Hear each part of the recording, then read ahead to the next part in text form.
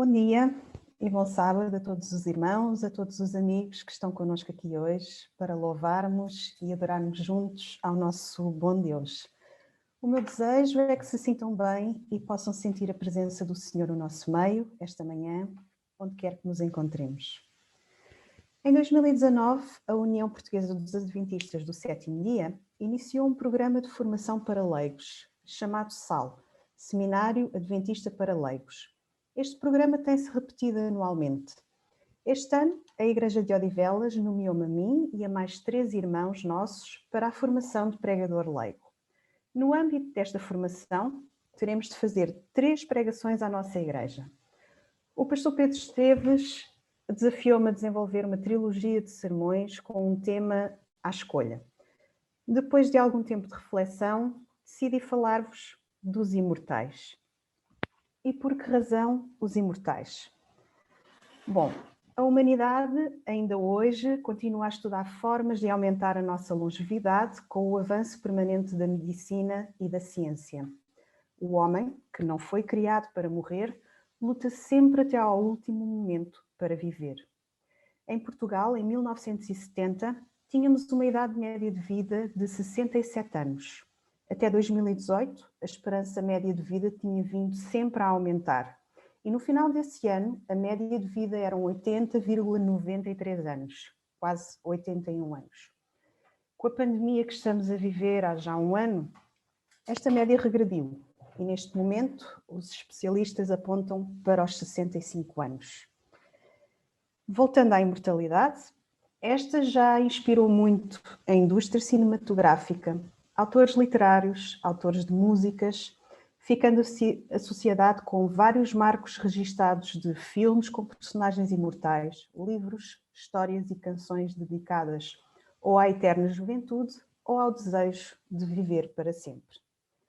De facto, o homem tinha sido criado para viver eternamente. Vamos abrir a Bíblia em Gênesis, logo no início, capítulo 2, e vamos ler os versículos 16 e 17. E ordenou o Senhor Deus ao homem, dizendo: de toda a árvore do jardim comerás livremente, mas da árvore do conhecimento do bem e do mal, dela não comerás, porque no dia em que dela comeres, certamente morrerás. Todos sabemos o que aconteceu.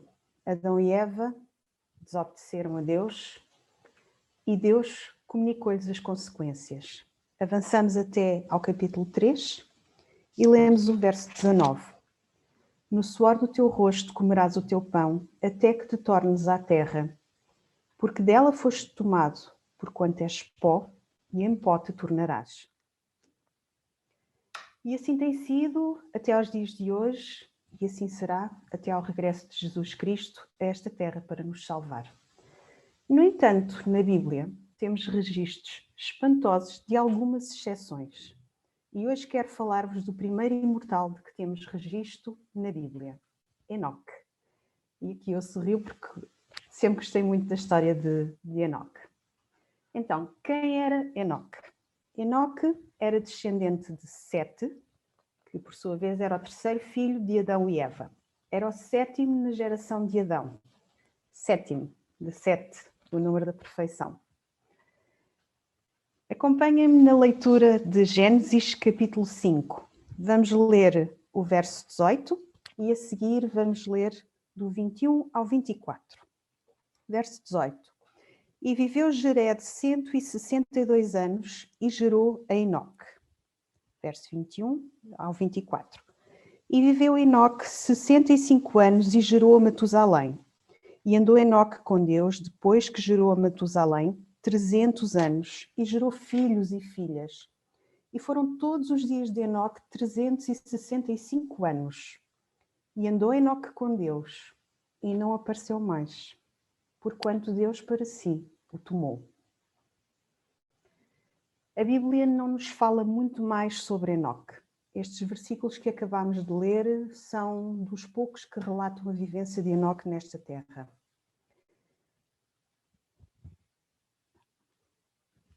Mas ainda podemos ir ao livro de Hebreus. Vamos até Hebreus, capítulo 11, ao grande mural da fé. E vamos ler os versículos 4, aliás, o versículo 5. Pela fé, Enoque foi trasladado para não ver a morte, e não foi achado porque Deus o trasladara, visto como antes de sua trasladação alcançou testemunho de que agradara a Deus. Então, vemos que Enoque andou com Deus e que agradou a Deus. O que é andar com Deus? Que forma de vida é esta que agradou a Deus e Deus para si o tomou? A irmã Ellen White, no seu livro Patriarcas e Profetas, faz-nos uma descrição bastante completa sobre Enoque. Acaba por completar as lacunas que nos faltam sobre mais pormenores da vida de Enoque. Quem tiver o livro ou quem não tiver, basta ir à internet. Aconselho esta tarde a lerem ou a relerem o capítulo número 7 deste livro. O capítulo chama-se Sete e Enoque. Então, nesse capítulo, a serva do Senhor diz-nos que durante o tempo que Adão viveu nesta terra, 930 anos, ele viveu até 9 gerações. Adão, com grande fervor e angústia, proclamou à sua descendência sobre o paraíso, a queda e a corrupção que assolava a terra. Alertava para a necessidade de arrependimento e de obediência à santa lei de Deus. E falava a todos do plano da redenção. Enoque foi um fiel aprendiz de Adão. Enoque amava e temia a Deus e guardava os seus mandamentos. Aos 65 anos, foi pai do seu filho primogênito, Matusalém, o homem que mais viveu na terra. E a partir desse momento, a sua visão do plano da redenção mudou por completo. Depois de ter sido pai, depois de ter o seu filho, a partir daí, Enoque passou a pensar no amor de Deus pela humanidade, ao ponto de entregar o seu Filho Jesus Cristo para nos dar a salvação, e isto passou a ser o objeto das suas meditações de dia e de noite. E será que Enoque estava totalmente isolado da sociedade que o rodeava? Não, pelo contrário. Enoque, depois de ter nascido o seu primeiro filho, diz-nos a Bíblia que gerou filhos e filhas. Não diz a quantidade, portanto, podemos presumir que devem ter sido alguns, bastantes. Portanto, Enoque tinha o seu casamento, a sua vida familiar, com tantas crianças, a educação, sabemos que é um desafio, que toma algum tempo, as suas ocupações diárias. Enoque tinha uma vida normal. E Enoque era também um pregador da palavra. Ele andava pelo povo, pela sociedade, a pregar a palavra. Vamos agora até Judas e vamos ler os versos 14 e 15. E destes profetizou também Enoque, o sétimo depois de Adão, dizendo: Eis que é vindo o Senhor com milhares de seus santos, para fazer juízo contra todos e condenar dentre eles todos os ímpios, por todas as suas obras de impiedade que impiamente cometeram e por todas as duras palavras que ímpios pecadores disseram contra ele. Podemos então constatar que Enoque era um pregador e um profeta. Enoque anunciava a segunda vinda de Jesus. Enoque amava demasiado a Deus e ao povo para ficar quieto e calado. Vimos aqui o testemunho dos pequenos grupos e realmente Enoque, ele tinha que testemunhar. E assim Enoque foi desenvolvendo uma comunhão constante com o céu.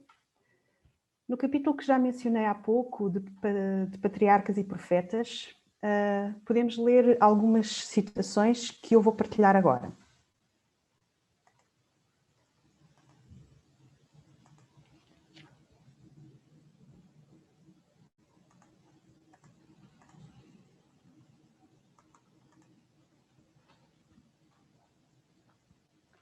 Em meio de trabalhos ativos, Enoque perseverantemente manteve comunhão com Deus. Quanto maiores e mais insistentes eram os seus trabalhos, mais constantes e fervorosas eram as suas orações. Ele continuava a segregar-se, a separar-se em certos períodos, de toda a sociedade. Depois de permanecer por algum tempo entre o povo, trabalhando para os beneficiar pela instrução e exemplo, retirava-se para passar tempo em solidão, tendo fome e sede daquele conhecimento divino que só Deus pode comunicar. Tendo dessa maneira comunhão com Deus, Enoque vinha a refletir cada vez mais a imagem divina. O seu rosto estava radiante de uma santa luz, da mesma luz que resplandece no semblante de Jesus. Durante 3 séculos andara com Deus. Dia após dia almejara uma união mais íntima. Cada vez mais estreita se tornara a comunhão, até que Deus o tomou para si. Irmãos, este relato eu acho extraordinário. Após uma vida de busca por Deus, uma vida de humildade, de quem não procurou juntar tesouros nesta terra e de quem proclamou o amor de Deus em Jesus de uma forma tão veemente, tão forte aos que desobedeciam ao Senhor, Deus para si o tomou. A irmã Helena White diz-nos ainda: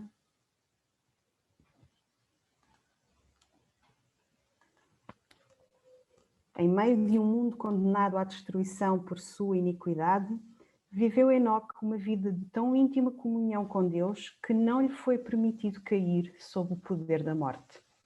O caráter piedoso deste profeta representa o estado de santidade que deve ser alcançado por aqueles que hão de ser comprados da terra por ocasião do segundo advento de Cristo.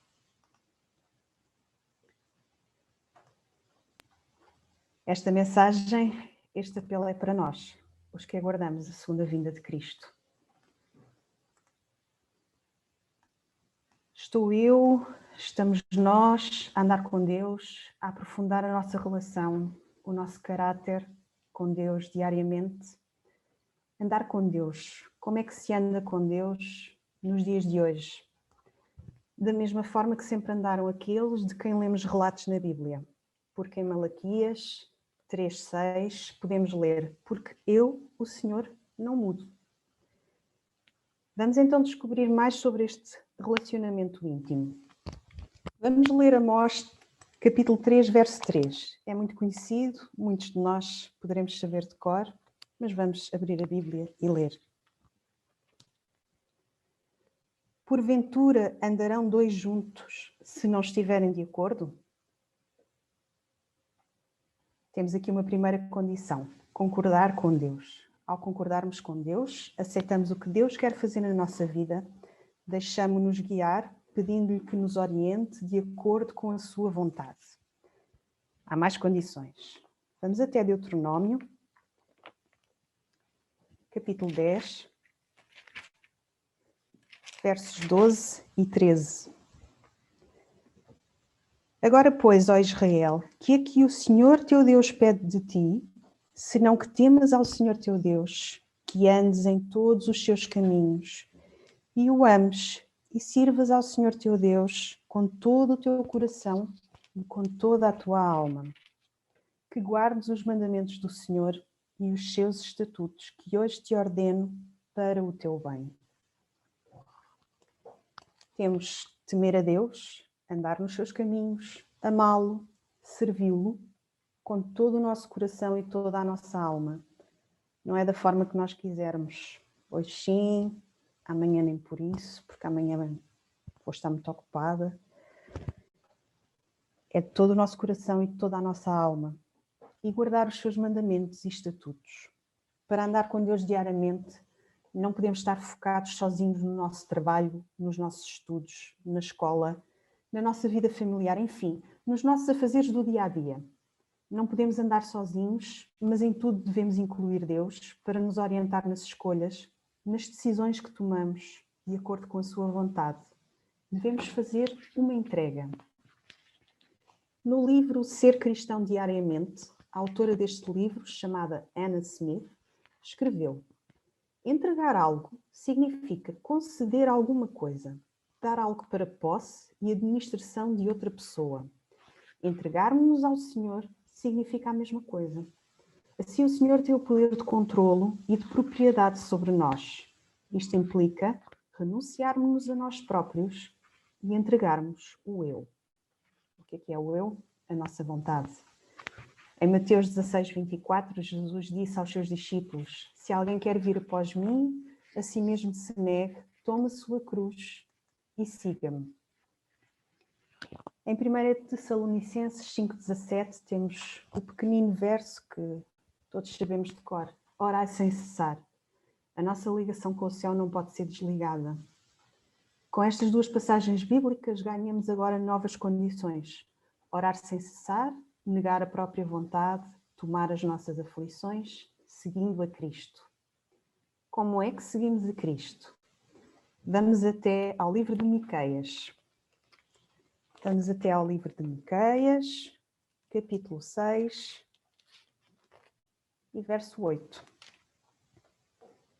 Ele te declarou, ó homem, o que é bom, e o que é que o Senhor pede de ti, senão que pratiques a justiça, ames a benignidade e andes humildemente com o teu Deus. Realmente, no Sermão da Montanha, a primeira bem-aventurança é precisamente bem-aventurados os pobres de espírito, porque deles é o reino dos céus. Só com um espírito humilde nos podemos entregar completamente. Jesus Cristo vive em nós quando confiamos completamente nele, quando nos entregamos totalmente a ele. E a obediência que daí resulta é uma obediência de fé.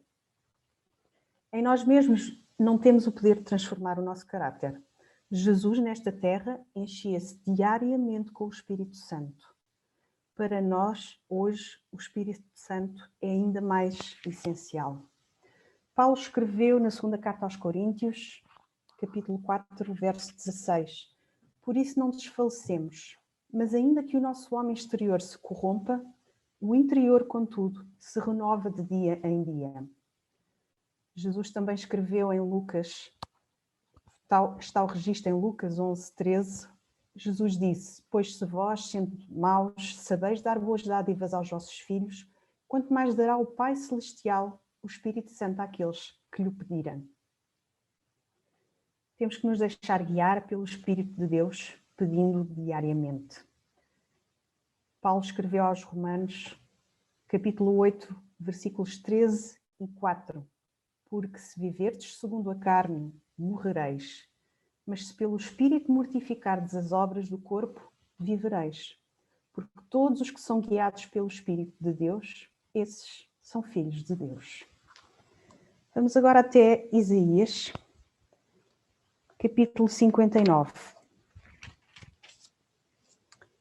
E vamos ler versos 1 e 2. Eis que a mão do Senhor não está encolhida para que não possa salvar, nem agravado o seu ouvido para não poder ouvir. Mas as vossas iniquidades fazem separação entre vós e o vosso Deus, e os vossos pecados encobrem o seu rosto de vós para que não vos ouça. As iniquidades, o pecado, afastam-nos do Senhor nosso Deus. O oleiro que é Deus só pode moldar o barro que tem nas mãos. A irmã Ellen White, no livro Aos Pés de Cristo, escreveu: entregando assim dia a dia a nossa vida nas mãos de Deus, ela se moldará mais conforme a vida de Jesus Cristo. Acerca de João Batista, também neste mesmo livro, a serva do Senhor escreveu, e eu vou compartilhar convosco o que a irmã Ellen White escreveu. O próprio João, o discípulo amado, aquele em quem se encontra mais perfeitamente reproduzida a imagem do Salvador, não possuía por natureza a imagem do Salvador, não possuía por natureza um caráter amável. Todavia, à medida que lhe foi revelado o caráter daquele que é divino, viu as suas próprias imperfeições e humilhou-se. A fortaleza e a paciência, o poder e a ternura, a majestade e a mansidão que ele contemplava na vida diária do Filho de Deus, encheram-lhe a alma de admiração e de amor. Dia a dia, o seu coração era atraído para Cristo, até que o próprio eu se deixou absorver pelo amor do Mestre. O seu coração foi mudado pela influência regeneradora do Espírito Santo. O amor de Cristo operou nele uma transformação de caráter. Este é o resultado certo da união com Jesus. Quando Cristo habita num coração, transforma-se toda a natureza. Lembram-se do que lemos há pouco no início? Enoque também se transformava e irradiava no seu rosto a santa luz de Deus, como a luz que resplandecia em Jesus. Paulo escreveu aos Gálatas, no capítulo 2, verso 20: Já estou crucificado com Cristo e vivo não mais eu, mas Cristo vive em mim. E a vida que agora vivo na carne, vivo-a pela fé do Filho de Deus, o qual me amou e se entregou a si mesmo por mim. Como é que anda a nossa vida? David, o salmista, escreveu no Salmo 139: Sonda-me, ó Deus, conhece o meu caminho, prova-me, conhece os meus pensamentos. Vê se há em mim algum caminho mau e guia-me pelo caminho eterno. Irmãos, eu gostei muito de preparar este culto. Ao estudar profundamente sobre a vida de Enoque, fez-me pensar, reconsiderar muitos pontos na minha vida. Se não estamos com Deus, ficamos desprotegidos e vulneráveis à influência de Satanás, porque vivemos num conflito constante entre o bem e o mal. Ou estamos de um lado ou do outro. É como se estivéssemos na plataforma do metro e estivesse um comboio estacionado.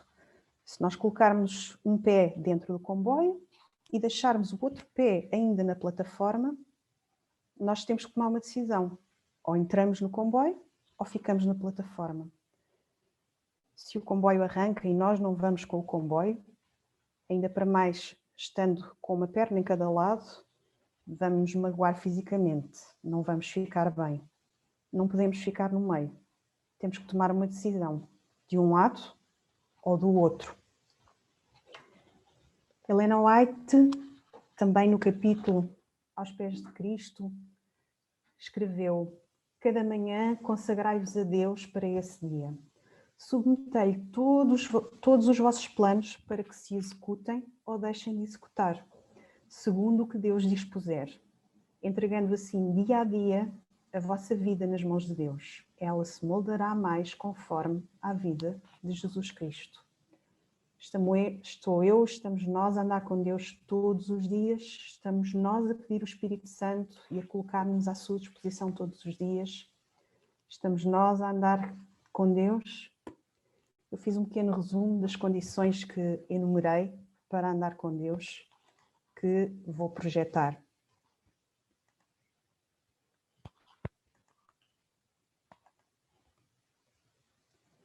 Para andar com Deus, então, é necessário concordar com Deus, temer a Deus, andar nos seus caminhos, amá-lo, servi-lo, e lembrem-se, com todo o nosso coração e toda a nossa alma, guardar os seus mandamentos e estatutos, orar sem cessar, negar a própria vontade, tomar as nossas aflições, seguindo a Cristo, renovar o Espírito Santo em nós diariamente, pedir a Deus o Espírito Santo e deixar-se guiar pelo Espírito de Deus.